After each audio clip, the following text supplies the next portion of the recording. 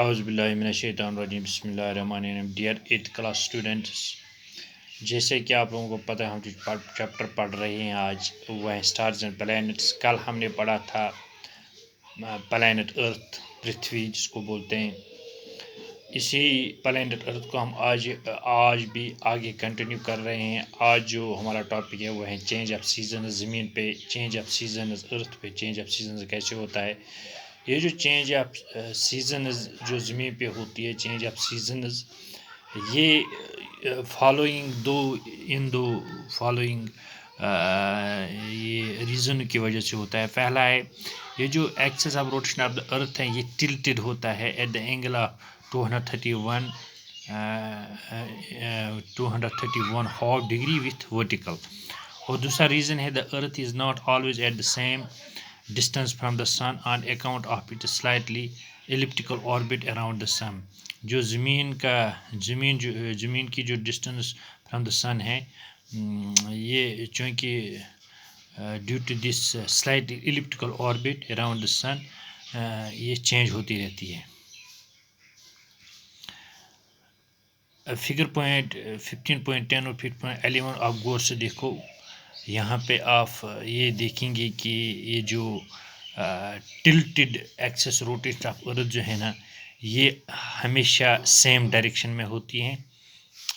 Due to this tilt in the axis of rotation, یہ جو position of the northern اور سادرن hemisphere ہوتا ہے ارتھ کا toward sun, it keeps changing throughout the year یہ change ہوتا جا رہا ہے۔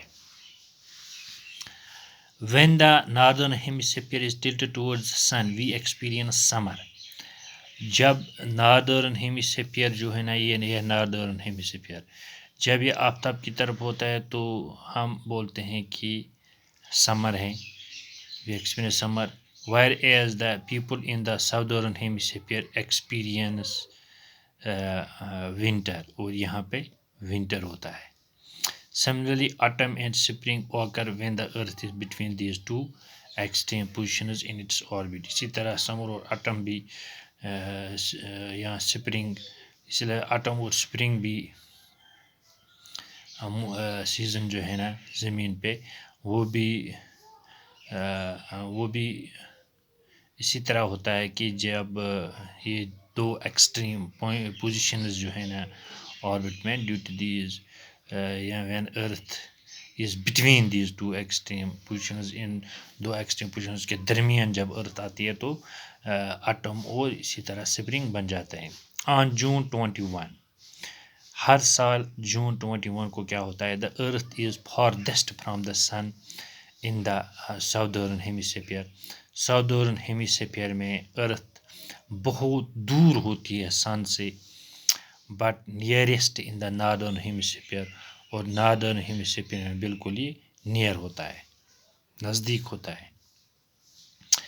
10 آن 21 دا ناردرن ہیمیسفیئر ہے دا لانگسٹ ڈے، تو لہذا 21 جون کو لانگسٹ ڈے ہوتا ہے ناردرن ہیمیسفیئر میں۔ آن